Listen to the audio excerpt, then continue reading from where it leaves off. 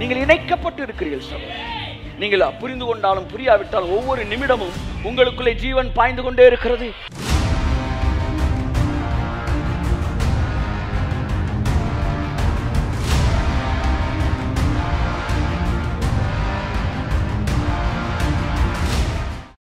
பாருங்க, ஒரு நபர் வந்து இப்போ உங்களுக்கு சளி இருக்கு, லங்ஸை சுற்றி இருக்கு அப்படின்ன உடனே அவங்களை என்ன செய்கிறாங்க, வேகமாக கொண்டு போய் ஒரு என்ன செய்கிறாங்க, ட்ரிப்பு ஏற்றுறதுக்காக அதில் ஆன்டிபயோட்டிக் அந்த இதெல்லாம் எதிர்ப்பு அந்த சளிக்கு எதிரான மருந்தெல்லாம் எதை சேர்த்துறாங்க, அந்த இதில் சேர்த்து உங்களுக்குள்ளே ட்ரிப் சேர்த்துறாங்க.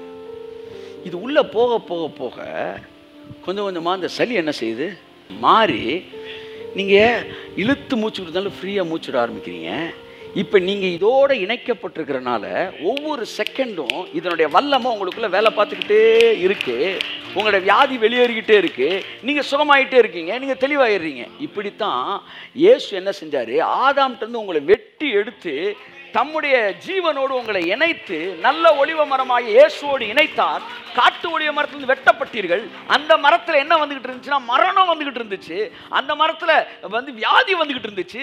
அந்த மரத்தில் வறுமையும் பற்றாக்குறையும் அவமானமும் நிந்தையும் வந்துகிட்டு இருந்துச்சு. கர்த்தரோ இரக்கத்தில் ஐஸ்வர்யம் உள்ளவராய் சிலுவைக்கு கடந்து வந்து உங்களை காட்டு ஒலிவ மரத்திலிருந்து வெட்டி எடுத்து நல்ல ஒலிவ மரமாகிய இயேசுவோடு பிதாவாகிய தேவன் உங்களை இணைத்தபடியினாலே இப்பொழுது உங்களுக்குள்ளாக ஜீவன் பாய்ந்து கொண்டிருக்கிறது, ஆரோக்கியம் பாய்ந்து கொண்டிருக்கிறது, ஐஸ்வர்யம் பாய்ந்து கொண்டிருக்கிறது, மகிமை பாய்ந்து கொண்டிருக்கிறது, புகழ்ச்சி பாய்ந்து கொண்டிருக்கிறது.